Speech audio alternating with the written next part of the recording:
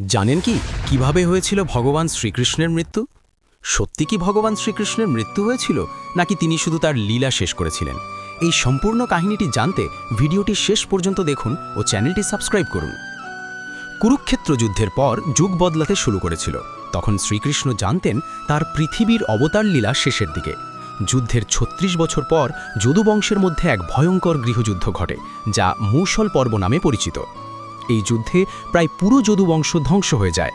এরপর সমুদ্রের নির্দেশে দ্বারকানগরী সমুদ্রগর্ভে বিলীন হতে শুরু করে। কৃষ্ণ তখন নিজের পরিবার ও ঘনিষ্ঠদের নিরাপদ স্থানে পাঠিয়ে দেন এবং নিজে যাত্রা করেন প্রভাস ক্ষেত্রের এক পবিত্র বনে, হিরণ নদীর তীরে। তিনি সেখানে এক প্রাচীন বটগাছের নিচে এক পা আরেক পায়ের ওপর রেখে বিশ্রামরত যোগ ধ্যান ভঙ্গিতে বসেছিলেন। তার বাঁ পায়ের পাতা কিছুটা দূর থেকে হরিণের চোখের মতো দেখাচ্ছিল। সেই সময় জরা নামে এক শিকারী বনের মধ্যে শিকারের সন্ধানে বেরিয়েছিলেন।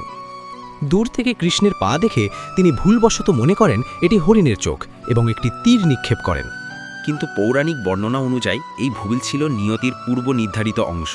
শ্রীকৃষ্ণ নিজেও আগে থেকে জানতেন যে এটি ঘটবে এবং জড়া হবেন সেই ঘটনার কারণ। তীর শ্রীকৃষ্ণের পায়ে বিদ্ধ হওয়ার সঙ্গে সঙ্গে কোনো রক্তপাত বা যন্ত্রণার হয়নি, বরং বলা হয় সেই স্থান থেকে এক দিব্য আলোর ঝলক বের হয়, যা তার মানব রূপ থেকে আত্মার মহাযাত্রার সংকেত। তীর লাগার পরও কৃষ্ণ প্রশান্ত, স্থির ও হাসি মুখে ছিলেন। জরা শিকারী কাছে ছুটে এলে তিনি দেখেন এ তো কোনো হরিণ নয়, স্বয়ং ভগবান শ্রীকৃষ্ণ। এই উপলব্ধিতে তিনি ভয় পেয়ে যান, শোক ও অনুশোচনায় ভেঙে পড়েন এবং শ্রীকৃষ্ণের পায়ে লুটিয়ে ক্ষমা চান। কৃষ্ণ তখন তাকে স্নেহময় কণ্ঠে আশ্বস্ত করে বলেন, ভয় পেও না জরা, তুমি কোনো অপরাধ করনি, এটাই ছিল সময়ের লেখা, তুমি ছিলে তার মাধ্যম মাত্র। এরপর কৃষ্ণ যোগাসনে বসে থেকেই দেহত্যাগ করেন।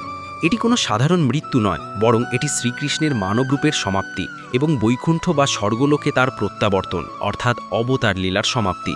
শ্রীকৃষ্ণের দেহত্যাগের পর অর্জুন এসে সেই স্থানে শেষকৃত্য সম্পন্ন করেন এবং মহাপ্রস্থানের সংকেত বুঝতে পারেন যে এই অন্তিমকালই দ্বাপর যুগের শেষ ও কলিযুগের শুরু। অর্থাৎ এই ঘটনাটি আমাদের শিক্ষা দেয় ভগবান শ্রীকৃষ্ণ মারা যাননি, তিনি শুধু তাঁর লীলা শেষ করেছিলেন। তো বন্ধুরা, ভিডিওটি ভালো লাগলে লাইক করবেন ও কমেন্টে জয় শ্রীকৃষ্ণ লিখতে ভুলবেন না।